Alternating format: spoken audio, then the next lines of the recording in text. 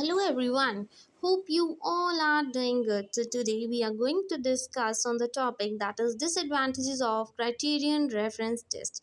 तो जैसे कि हमने पहले किया कि नॉर्म रेफरेंस टेस्ट क्या होता है, उसके एडवांटेजेस डिसएडवांटेजेस क्या होते हैं, क्राइटेरियन रेफरेंस किया और क्राइटेरियन के हमने एडवांटेजेस किए। अब हम करेंगे डिसएडवांटेजेस। तो क्राइटेरिया अगर मैं फिर से रिपीट करूँ from the name itself means कि जैसे क्राइटेरिया एक सेट किया जाता है कि बच्चे की एबिलिटी को इतना हमने बढ़ाना है, वो एक क्राइटेरिया सेट किया जाता है बाय द टीचर कि बच्चे में ये एबिलिटीज़ लेके आनी है। ठीक है, वो था क्राइटेरियन रेफरेंस टेस्ट। तो इसका पहला नुकसान डिसएडवांटेजेस क्या है, sometime it is hard to know just where to set a boundary conditions. कई बार क्या होता है, टीचर कुछ बहुत ही हाई एक्सपेक्टेशंस रख लेता है बच्चे से कि ये इस स्किल को कर सकता है, बेटर कर सकता है। बट कई बार क्या होता है, बच्चा जैसे इंडिविजुअल डिफरेंस है, कई बार उस पॉइंट तक नहीं पहुंच पाता। तो कई बार क्या होता है, वो कई बार बच्चे के लिए डिफ़िकल्ट हो जाता है कि जो बाउंड्री टीचर ने सेट की है वहाँ तक पहुँचना। ठीक है। Second disadvantage is lack of comparison data with other students and और स्कूल्स। इससे क्या होता है, जो डाटा है जैसे कि हम नॉर्म रेफरेंस में करते हैं, एक बच्चे को दूसरे से कंपेयर करते हैं but related to scores and grades. But इसमें जो डाटा है बच्चे का उसकी कंपैरिजन नहीं की जाती एज़ कम्पेयर टू नॉर्म्स, अगर हम डिसएडवांटेज देखें। ठीक है जी। और उसके बाद आ जाते हैं हम नेक्स्ट पे। Third disadvantages more complicated to administer than norm reference test. इसको एडमिनिस्टर करना, एक एक एबिलिटी को सेट करना बच्चे के अकॉर्डिंग बहुत ज़्यादा कॉम्प्लिकेटेड हो जाता है। Fourth is difficult to set reasonable standard for students. ठीक है जी, बच्चों के लिए रीज़नेबल स्टैंडर्ड कि कोई है किसी का आईक्यू ज़्यादा अच्छा है पर वो उस बच्चे को नहीं पता, बट टीचर को पता है, इसलिए टीचर वो बाउंड्री सेट कर देता है कि उस बच्चे के आईक्यू को बढ़ाना है तो उस अकॉर्डिंग उसको पढ़ाना है। तो कई बार ये चीज़ें डिफ़िकल्ट हो जाती है बच्चे के स्टैंडर्ड्स के अकॉर्डिंग। टाइम कंज्यूमिंग है, एक्सपेंसिव है, एक एक बच्चे की वो एबिलिटी स्किल्स को पोटेंशियल को बढ़ाना, उस पॉइंट तक लेके आना, ये बहुत ज़्यादा टाइम खाता है। ठीक है।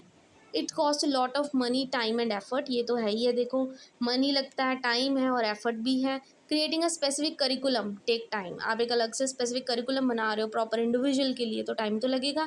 And money to hire the more staff, और उस अकॉर्डिंग आपको स्टाफ भी चाहिए। More likely staff will have to be professionals who has experience. Staff ऐसा होना चाहिए जो एक्सपीरियंस, जो अनएक्सपीरियंस आप रख नहीं पाओगे। तो यहाँ पे भी एक नुकसान हो जाता है इसका। Then seventh disadvantage is it needs efficient leadership and collaboration. ठीक है, प्रॉपर लीडरशिप चाहिए जिसमें प्रॉपर पर्सन में प्रॉपर लीडरशिप क्वालिटीज़ हो और कोलैबोरेट करे एक दूसरे से। ऐसा नहीं कि मैं अपना करा रहा हूँ, मुझे अपना करने दो। ठीक है, ये सब चीज़ें नहीं होनी चाहिए। And lack of leadership problems cause कर देती है।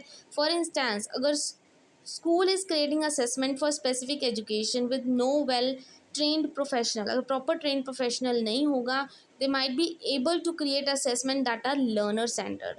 ठीक है, तो इससे क्या होगा कि अगर वेल ट्रेंड प्रोफेशनल है फिर तो सही है, बच्चे के अकॉर्डिंग वो बनेगा करिकुलम, नहीं है तो नहीं बनेगा, तो फिर बच्चे को कोई फ़ायदा नहीं है, बच्चे को सेंटर में नहीं रखा जाता। Then last disadvantage is it may slow the process of curriculum change if tests are constantly changed। ठीक है, बच्चे के IQs के अकॉर्डिंग, बच्चे के लेवल्स के अकॉर्डिंग अगर आप चेंज करते रहोगे टाइम टू टाइम, तो ऐसे तो बहुत स्लो प्रोसेस चलेगा ये।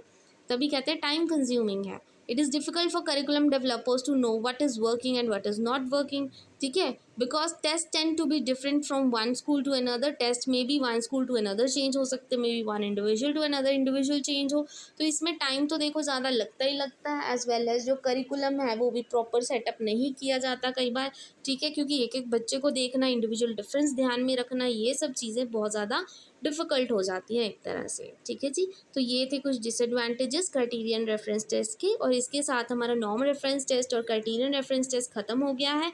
नेक्स्ट टाइम आपके लिए मैं नेक्स्ट टॉपिक लेके आऊँगी जो आपके सिलेबस में है।